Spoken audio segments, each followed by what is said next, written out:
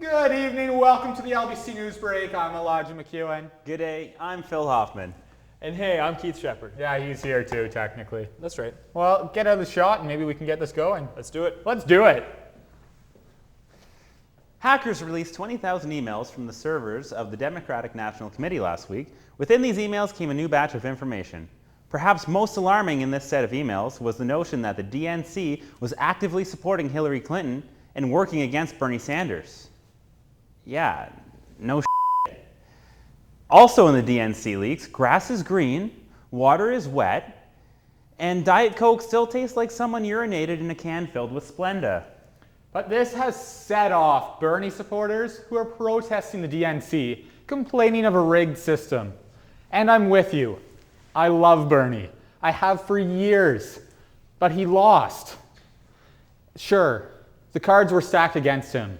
But if this election cycle has proven anything, it's that this apparently doesn't matter anymore. After all, Donald Trump won the Republican nomination, and everyone in his party wasn't secretly working against him. They were making it very clear that it was what they were trying to do. Bernie has been fighting injustice his whole life, from civil rights movements to the wage gap to the intern who just can't get his damn soup order right. It's tough to accept, but when you have to choose between Maleficent and a racist dumpster fire to lead the country, well, there's only one choice. Ooh. I mean, it's not perfect, but what can you do? Yeah, you can't. Would you want a racist dumpster fire? No. No, me neither. Just like ban the Muslims. Yeah. Build a wall. Yeah. Just get them out. Yeah. Send them back. Yeah. We don't need that. Right now. Let's do it. All right. Sayed Ahmad, the owner of an Egyptian kebab shop in New Zealand, recently derailed an armed robbery attempt on his restaurant. Take a look.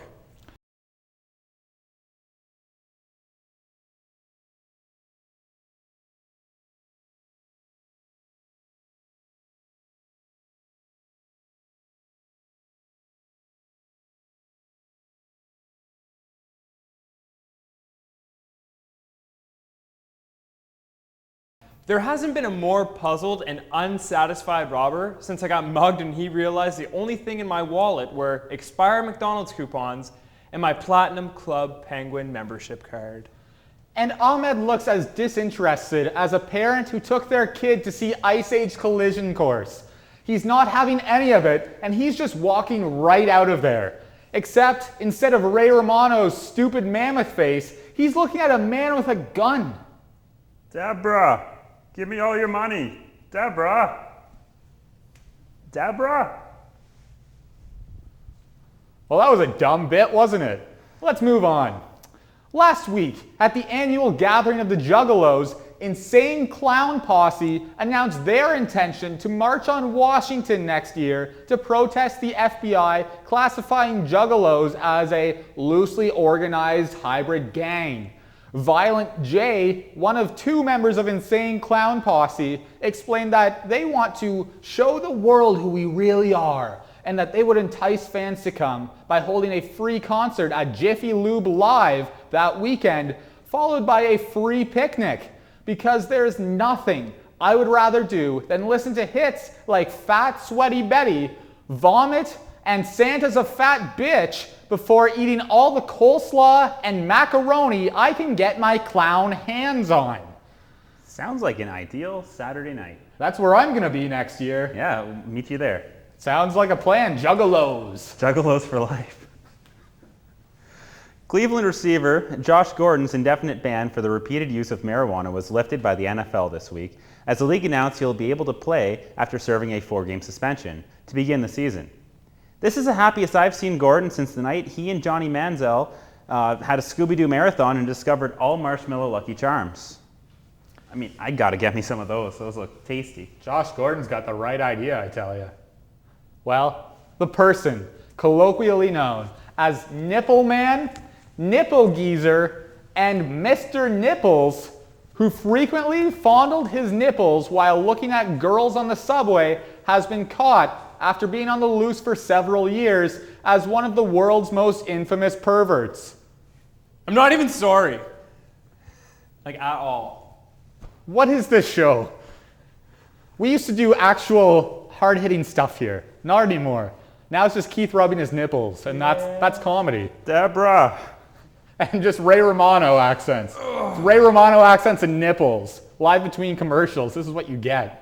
Deborah, where's the remote? I don't want to watch He must this be show. cold. He must be really cold. It's all up in there. Yeah, it's all up in there. I mean, that's happened to me once or twice. Yeah. Well, Shall we continue? you know what they say. Nipples. Conservative Orthodox Christian and radio host Rick Wiles has some legitimate fears about Pokemon Go. As he said on his show, True News, the enemy, Satan, is targeting churches with virtual digital cyber demons. I believe this thing is a magnet for demonic powers. Okay, first, the only cyber demon you're going to find in Pokemon is Mr. Mime, because there is no doubt that he was summoned by the devil. Why is this man a Pokemon to be caught and trained, Nintendo? And why is he always smiling? You just know he's up to something, and it can't be good.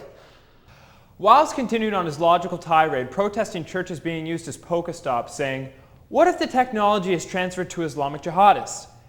And Islamic jihadists have an app that shows them where Christians are located geographically. I hate to break it to you, Rick, but they already have an app for that. It's called a map, buddy. You know, not everyone knows how to work technology, though. Yeah, I don't know. Pokemon's scary sometimes. Ugh. I mean, did you see Mr. Mime? Yeah. Got a little excited, actually. Yeah, I mean, that's what the was, right? Yeah. It's just what comes into your head when you think of Mr. Mime. Look at his facial expression is just like, ooh, man. Like, okay, let's Moving on. Yeah, let's keep going. The human embodiment of a grilled cheese that was left in the sun too long, Donald Trump chose his vice president, opting for a conventional pick in Indiana Governor Mike Pence. Pence is a rational, functional, hard-right leader who feels the same way about gay people as the rest of the world feels about Adam Sandler. Nope, make it go away. It does not exist. It's fine if he wants to do this in the privacy of his own home, but why do the rest of us have to see it? You are single-handedly destroying our country. Meanwhile, Christie is realizing that he sold his soul to the devil and didn't even get VP, which has left him looking more confused than me the first time I listened to George Michael. We've all been there. Guess it would be nice if I could touch his body. I mean, look at that beard. You gotta have faith. You gotta have faith. Left the people of New Jersey feeling even more upset than they are when they wake up every morning and remember that they live in New Jersey. I mean, that's really the only people from New Jersey that I know. Beat up. Have you ever heard of another person from New Jersey? The Devils. There you go. You got the Devils and the literal Devils. And Christie, Jersey and he Shore. falls somewhere in between. Yeah, he's just kind of Guido Devil. stopping bridges, eating food. He's basically a Pokemon. Yeah, Snorlax. Hillary Clinton, on the other hand, chose Virginia Senator Tim Kaine, whose nickname is not, but really should be, T-Kaine, as her running mate, after the initial promise of getting Newt Gingrich or Chris Christie and Elizabeth Warren as the potential VPs. Ending up with these two boring-ass old white guys seems a little disappointing. It's like buying tickets to a Limp Bizkit and Kid Rock double headlining tour. You know it's going to be loud, messy, and probably terrible, but at least you're going to have fun. Only to have the bands replaced the day before the show with James Blunt and Jan Arden. Sure, it's probably going to be much more coherent and technically better, but it doesn't change the fact that it will be about as exciting as the second season of The Walking Dead. Oh great, more talking on the farm. Oh, you know, they're talking on the farm again, perfect. And here's Maggie talking to Herschel on the farm. Did you say on the farm? Wow, on the farm. On the farm. What an exciting season of television. I don't need. Moving on. Enough about the farm. The fourth installment of the Bourne franchise, Jason Bourne, is out in theaters this weekend, starring Matt Damon and Tommy Lee Jones. While Bad Moms is also now out, and shockingly does not star Casey Anthony or Kate Gosselin. That was a fun one to end on, wasn't it? Ooh, heavy. You know what? Heavy. Yeah, you know what else is heavy? Probably her stomach when she was trying to carry around all those babies. 8 kids in my belly. Well, she only had 6 in there at once. 6, never mind. That's enough though, you know? Yeah. It's enough to just make you think. That's deep. That's deep. You know what else doesn't make me think? The rest of this show. Let's move on. I guess This has been the LBC News Break. I'm Elijah McEwen. I'm Keith Shepard. Phil.